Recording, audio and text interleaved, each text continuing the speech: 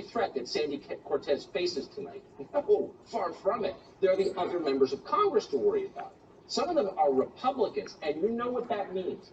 At any moment, these people are likely to open fire indiscriminately on the House floor purely out of racism. And of course, she's worried about that. Listen. We still don't yet feel safe around other members of Congress. How many are we? I think a very considerable amount. The moment you bring a gun onto the House floor in violation of rules, you put everyone around you in danger. I don't care if you accidentally set it off. I don't care if you intentionally set it off. I don't care if you don't set it off at all. You are endangering the lives of members of Congress. And it is absolutely outrageous that we even have to have this conversation. It's outrageous. Absolutely outrageous, said the leader of America's narcissistic party, the fastest growing party in the country.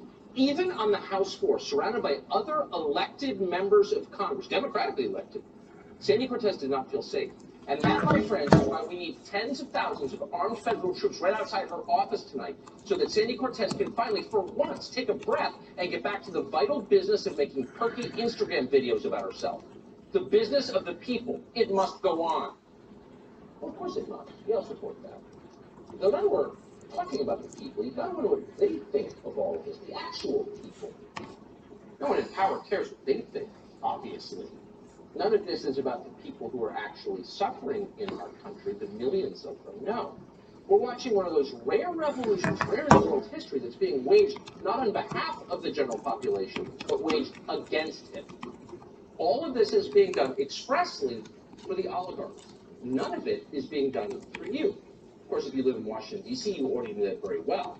Federal troops are not protecting your home tonight. Sandy Cortez doesn't care if you get robbed or carjacked, as more and more people are, as crime skyrockets. Sandy Cortez and her friends want to abolish your police, not their police. Here's a scene from the rest of the city. Paul Duncan was 15 months old when he was fatally shot Wednesday night in Southeast. His father was driving the vehicle, and the toddler was strapped into his car seat when he was struck with bullets. The preliminary investigation pointing out at least 2 people opened fire on the car as he drove by Southern Ave, hitting the car at least 10 times. The toddler was struck with bullets in his car seat, right next to his father. This happened in Washington, D.C., within walking distance of the Capitol. But no one inside that domed building, the ones who were so afraid of Chewbacca Man, noticed or cared. So whatever else you conclude from this tale of 2 cities, to dip into the cliche bin for a moment, here's one thing you could be certain of. It's not actually violence that Sandy Cortez and her fellow Democrats are worried about. No, it's something else. So why are all those federal troops at the Capitol?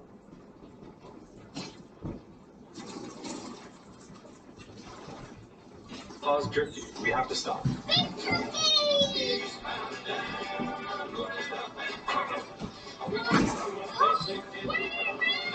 Take a family off-road trip in the new Santa Fe with H-Track all-wheel drive.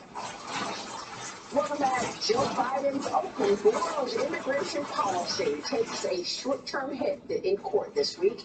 A Texas judge blocking Biden's attempt at stopping deportations for his first 100 days in office. The court issuing a nationwide injunction for the next 14 days as both sides argue their cases. The man who brought that lawsuit, Texas Attorney General Ken Paxton, joins us right now.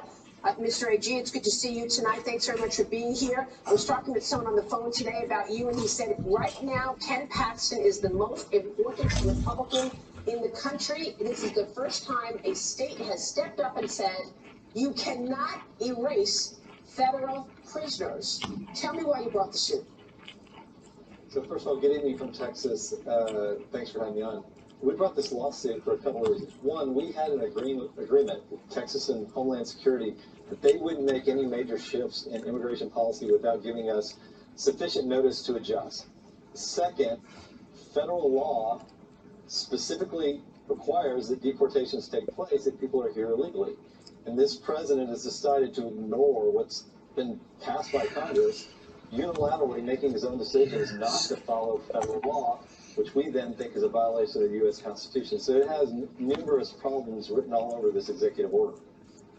And clearly the judge agreed. What happens now? Take us through the next 2 weeks.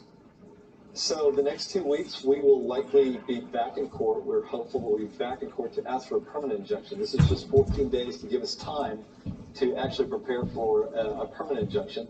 And the reason we need these injunctions is because it's going to take a while to get to the merits of the case, to make our case that this is a violation of federal and the Constitution. So we need time, and we don't want injury occurring to our state that we can't repair later during this time that we're waiting to actually hear our case heard.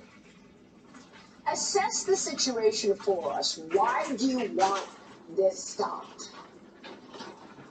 So we have all kinds of issues with it. We're a border state. We had a president previously that was dealing with that issue effectively. We're starting to make progress with the wall, which shows great results. We didn't have these mass migrations from Central America. Those have been pretty much stopped. We were safer along our border. We were not having to deal with the cost of this. Now going forward, it looks like we're going to have open borders.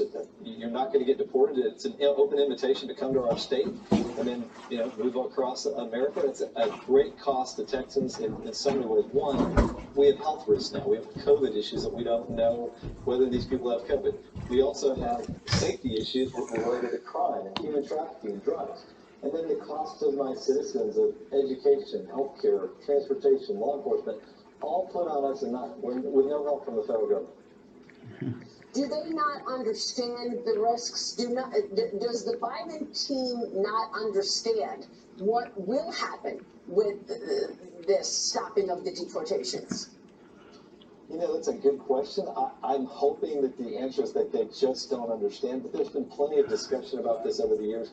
We've been talking about this for years, about how we have this safety risk with people coming across the border and crime, and people have been killed, and we have a much higher rate of human trafficking. I would think they would know. We're certainly willing to talk about them. We used to do that with the Trump administration. We used to have, if we had a disagreement, we could talk to them. We would be happy to sit down and explain the risks and the problems with open borders for my state. Given the victory that you're having, even if it's this 14-day stopping, it would encourage